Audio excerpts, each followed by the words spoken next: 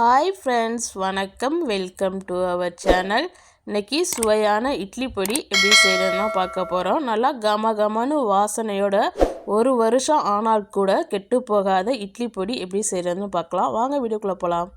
நான் இன்றைக்கி ஒரு அடிக்கனமான பாத்திரம் எடுத்துருக்கேன். அதில் 1 கப் அளவுக்கு வெள்ளை உளுந்து சேர்த்துக்கிறேன்.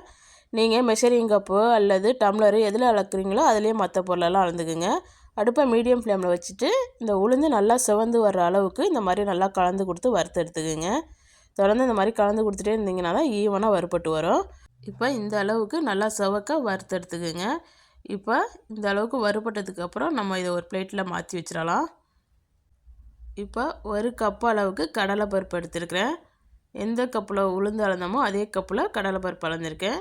இப்போ இதையும் அடுப்பை மீடியம் ஃப்ளேமில் வச்சுட்டு நல்லா வறுத்து எடுத்துக்குங்க. இதுவும் நல்லா சிவக்க வறுத்து எடுத்துக்குங்க.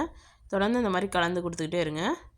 பாருங்கள், இந்த அளவுக்கு நல்லா வறுபட்டுடுச்சு. இப்போ இதையும் கொட்டி வச்சிடலாம். நம்ம வறுக்கிறது எல்லாத்தையுமே ஒன்றா கொட்டி வச்சுக்கோங்க. இந்த மாதிரி இப்போ 1/2 கப் அளவுக்கு வெள்ளை எள்ளு எடுத்துருக்கேன்.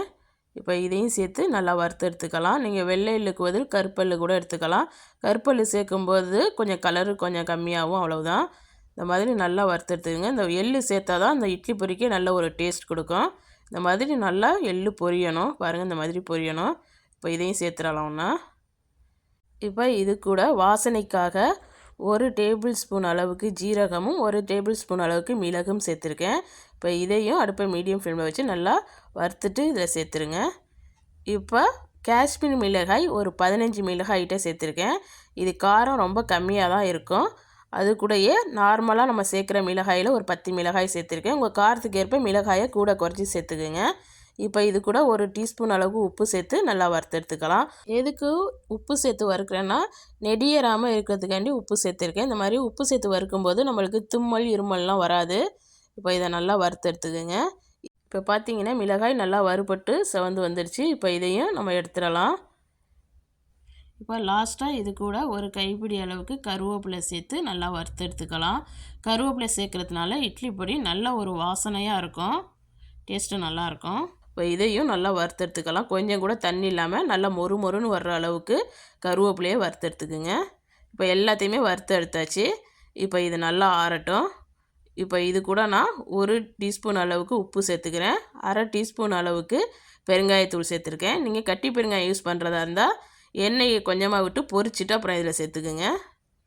இப்போ இது நல்லா ஆறிடுச்சு. பாருங்கள், இந்த அளவுக்கு நல்லா ஆறிடுச்சு.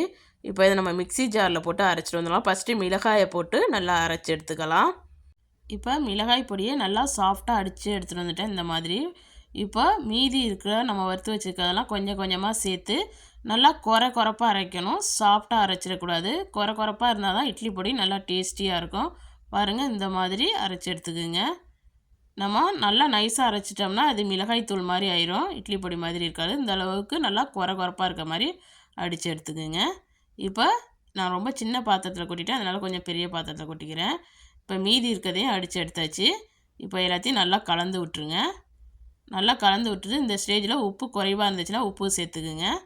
நல்லா சூப்பரான டேஸ்ட்டில் சூப்பராக நம்மளுக்கு கமகமன்னு வாசனையோட இட்லி பொடி தயாராகிடுச்சு. இது ஆறினத்துக்கு பிறகு ஒரு கிளாஸ் பாட்டிலில் போட்டு ஸ்டோர் பண்ணி வச்சுக்கிட்டிங்கன்னா 1 வருஷம் வரைக்கும் நீங்கள் வச்சுக்கிட்டு யூஸ் பண்ணலாம். நம்ம இதில் எண்ணெய் எதுவும் போட்டு வறுக்கலை, அதனால் ரொம்ப நாள் வரைக்கும் கெட்டு போகாது. இந்த வீடியோ உங்களுக்கு பிடிச்சிருந்துச்சுன்னா இந்த வீடியோக்கு லைக் கொடுங்க. மறக்காமல் என் சேனலை சப்ஸ்கிரைப் பண்ணி வச்சுக்கோங்க.